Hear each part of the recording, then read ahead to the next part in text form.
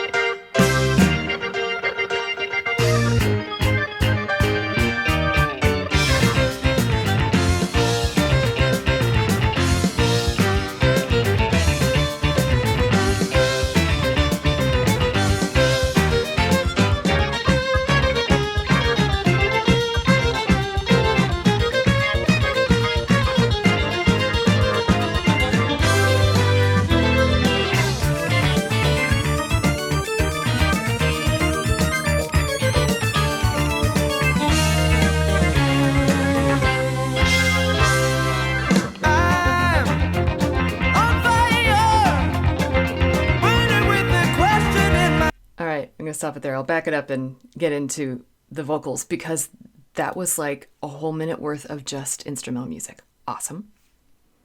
Very cool for the second track on this album. And it's very upbeat, so that answers that question. It's a mixture of major and minor. That answers that question. And there is a violin in it prominently, so there's that question. But it is slightly different from the first track. Like, they both had energy to them. But I think there was more emotionality to track 1. But I could be wrong. We're still working our way through this one. Proggy like crazy. And maybe even a little bit of jazz. And maybe even sort of hearkening back to fiddle music. And so they're from Topeka, Kansas. So they're going to know some fiddle music. But I am just amazed at all of the time signature changes and that wandering melody line and how it was handed off to different pairs of instruments and they all just got every single note. That takes a lot. It takes a lot to write such a line like that, and it takes a lot to perform it and perform it well. So, all right, I'm already impressed. Very cool. Let's back this up and get into the vocals.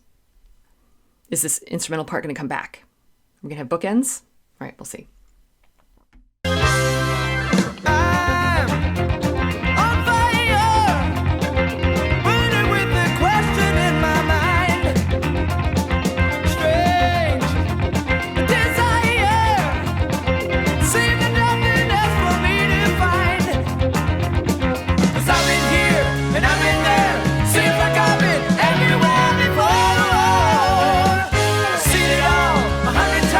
Still I think there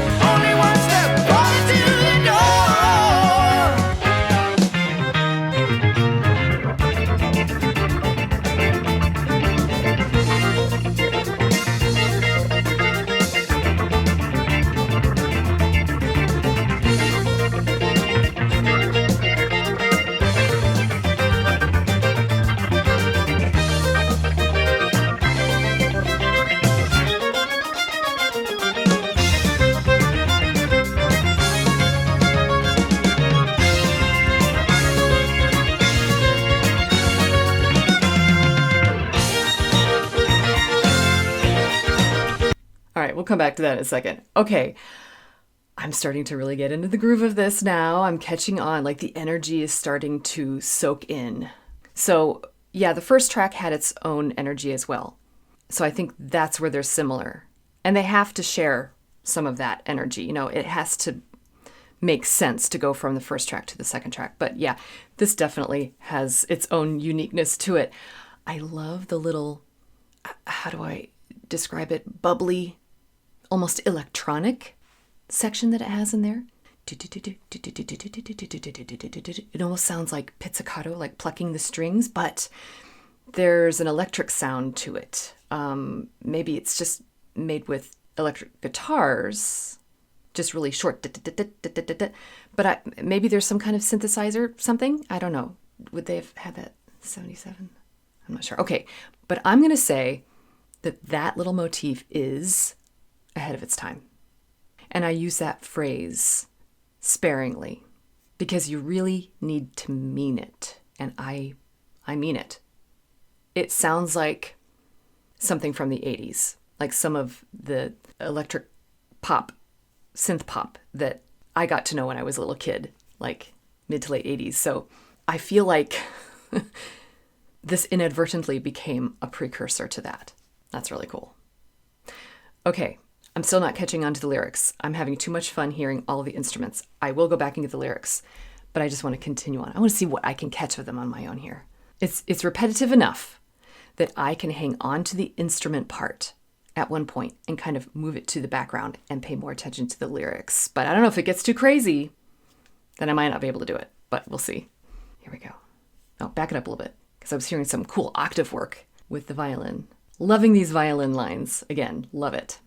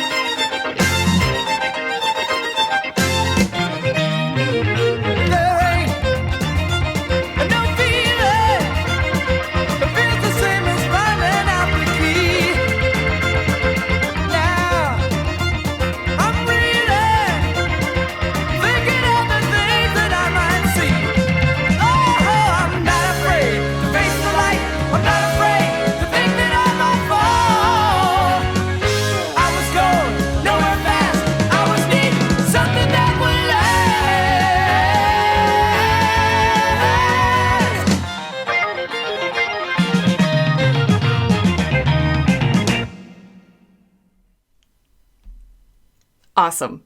Love the ending. Question mark. Da da da da. It was still the end of a sentence, but it was like an open-ended, like question form. Da da da da.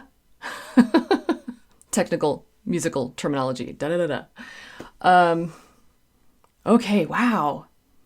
So the energy remained the same through the whole song, but the motifs changed, like they slowly evolved. So we had the whole proggy mess at the beginning, and it's a beautiful mess, don't get me wrong. Awesome. But then when the voice came in, then we had what I'm sort of likening to the 80s pop sound. It's still very unique to the 70s and to this group, though. It's just cool that they're able to recreate some of those sounds with their style, with their instruments in this time. I love it. So we had that little moment plus the vocal lines and then another instrumental moment. And we did hear a little bit of that opening messy line, almost sounding improv. It kind of was able to weave itself in and out through the whole thing. That is really cool. I love consistency like that. I love it when a piece of music establishes an idea and it kind of dips into it in just the right times all the way through. Not enough to be too much, too repetitive, but enough so that you feel whole and satisfied.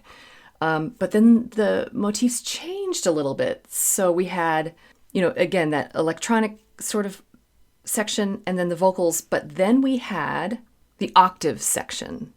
That was really, really cool. And I feel like the electronic section and the octave section, that they're supposed to sort of take the same space, but they evolved. It's a little bit different part of that, but it also could have been intertwined in with the vocals. So don't get me wrong. It's more like the planning of how to use the instruments. And so I'm seeing that they used that in the same place. And then everybody sort of came together at the end, and then da-da-da-da, da-da-da-da-da, da-da-da-da. Again, that technical term. All right, this was really, really cool. It's a lot to take in the first time. And the meaning of it. Okay, paradox. Gosh, there are lots of paradox moments just in the music here. Like, I love the moment towards the end there where you full on hear a guitar and the violin. That paradox right there.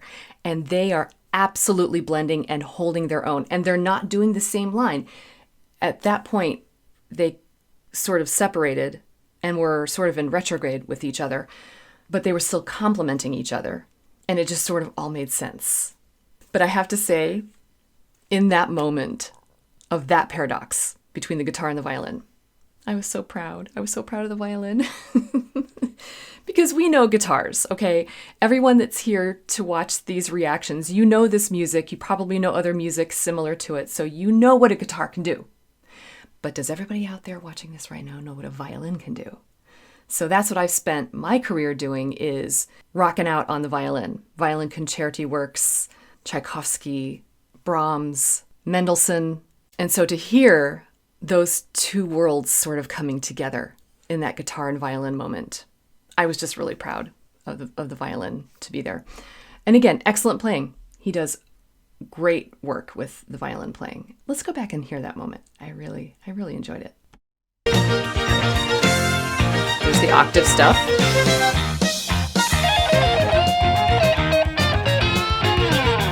There they are.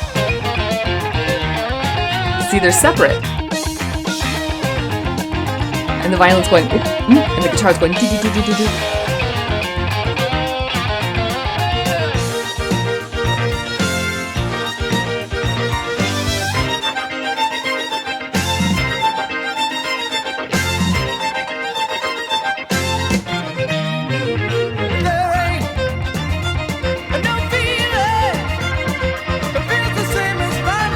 I hear a little jazz organ in the background there. So the violin part actually there was a little bit more with the background instruments, but it was such a forefront sound because the timbre of it is coming forth.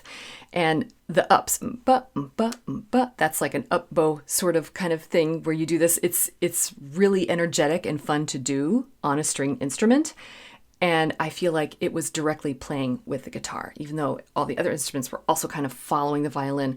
So it was more of a guitar solo, like he was jamming, right? But they were still having a conversation with one another, and it was really cool. All right, I want to take a look at the lyrics because I was talking a minute ago about the paradox. I found the paradox within the actual music itself, the instruments and how they're used. But let's take a look at the actual lyrics. I'm on fire, burning with the question in my mind. Question. Strange desire. Seems there's nothing else for me to find. So I think this is actually coming off directly from the first track, Point of No Return, like you're on the edge of a cliff and this person just seems sort of lost, not understanding what they're feeling and experiencing. Because I've been here and I've been there. Seems like I've been everywhere. Seen it all 100 times. But there must be more. Okay. Wow. So they're also trying to reproduce repetitiveness. And that sort of is like the whole idea between synth pop. There's just a lot of repetitiveness in it. And that's a good thing because you love to hear those lines. You want to hear them more. And so I just think it's really interesting that they are able to communicate that. That makes total sense through the music. I've been living, had to take my time and change my style. Now I wonder, is something going to make it all worthwhile? Okay, so life fulfillment. I'm not afraid to face the light. I'm not afraid to think that I might fall. I was going nowhere fast. I was needing something that would last. Yeah, so this is like the impermanence of life. The big question. What is the meaning of life? How can we all live a happy life? Wow, big questions. Yeah, so there really is no other way to end this song. And it's not just a question mark. It's a question mark and an exclamation point. But it's still a really excellent, solid punctuation at the end. And it takes bravery to just end a song like that. I think they did it really well. Let's go back and hear it, actually. The opening lines there. I love it. I love it. Okay. Let's go back to the beginning.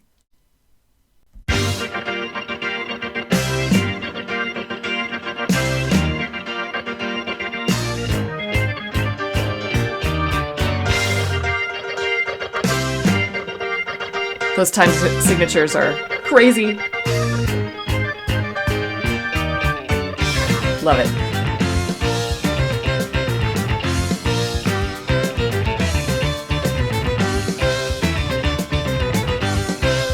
Crashes. Okay, this sounds sort of like Celtic, like fiddle music.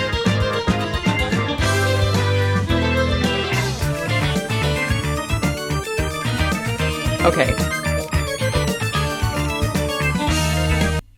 Anybody else hear that? Right? Are we in a circus? A world of unknown, everything? A little confusing, a little scary, also kind of fun. Kind of just going along for the ride. It's just so sweeping. Love it. And so I'm really enjoying the different voices of the violin being used. And I don't mean to ignore all of the other instruments. I swear I hear them, but you know my heart lies with the violin. So I have to talk about it. And it is unique to have a violin in rock music like this. So I gotta point it out. There are times when it sounds like a fiddle, like American fiddle playing. Other times more Celtic, which, you know, they're kind of from the same roots there. You know, one is from the other. But the way that more than one instrument is playing the line together, that sort of comes from a more European style, where it's usually a violin and maybe an accordion playing together. But then later on, we have some all-out, more classical sounding things. And then the fun octave stuff. Let's go listen to those.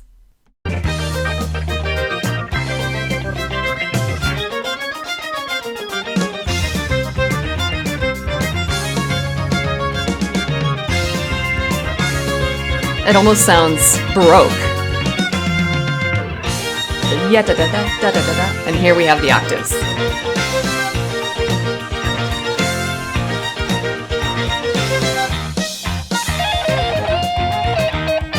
Oh, it's so great. Right? You hear that? You feel that? Right? Mm-hmm. Okay, let me demonstrate a couple of those lines. Because y'all know I can't resist. Okay, let's go back and hear that little line again.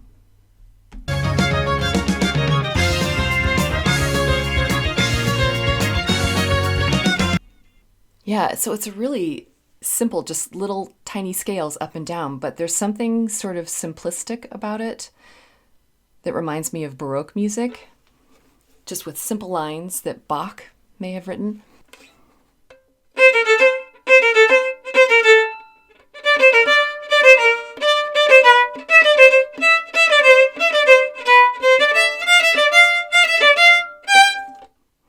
And then the octaves.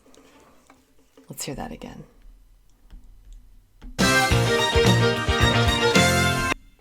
B flat.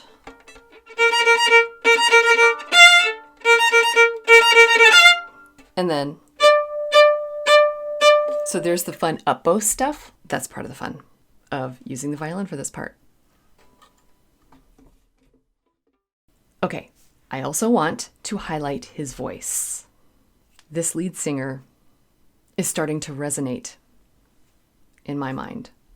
There's something really emotional about his delivery.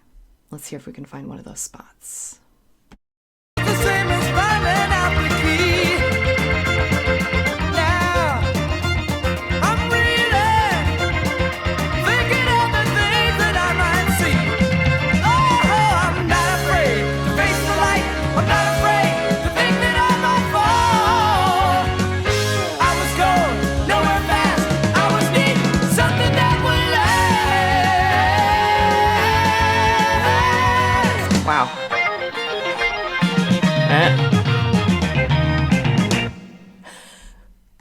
gets me every time. I love it. Okay. His voice is so powerful. In some moments, even though he is still using a lot of his chest voice, it can still seem very lyrical. He didn't use that too much in this song, though, and you don't want to. That's not the energy with this piece. But he was really reaching for it. That last note that he hit up there, that could really strain your voice. So hopefully his voice was being taken care of. But he's just got a lot of power behind there and still the control of the vibrato. In fact, in this song, his vibrato was sped up a little bit faster to match the energy. And I feel that that is a good sign of true control of someone's vibrato and musicality, is when you don't just use the same kind of vibrato and use it all the time. In a slower piece, it might need to be a little wider, sometimes still fast, but wide. In a piece like this, it's going to be narrow and quick because that's the energy behind it. So another paradox with this, I think, is that there's so much energy, but it's kind of like anxious, anxiety, the fear of the unknown sort of energy. And so at the same time, we're seeking calmness. That's what the question is. Where can I find calm? So it's funny that in search of calm, you're so full of anxiety. So that's also a paradox. There could be another one, especially in the lyrics, maybe that I missed. I don't know. Let me know in the comments if I did. But for now, I think this one's resonating with me pretty well. Okay, that was track number 2 from Point of No Return by Kansas. Still loving this adventure so far. I love the flow so far from track 1 to track 2. I am enjoying the energy, the musicianship, the depth. There's a lot of creativity happening here, and I cannot wait to see how they're going to use that creativity for the rest of this album. Where is this going to go? Okay, so I guess maybe I'm on the same quest. Not sure what's ahead of me, but we'll get there. Okay, so thanks for coming along with me so far on this little journey. And as always, just remember that you don't have to be perfect. Just be okay. And keep listening. I know I will.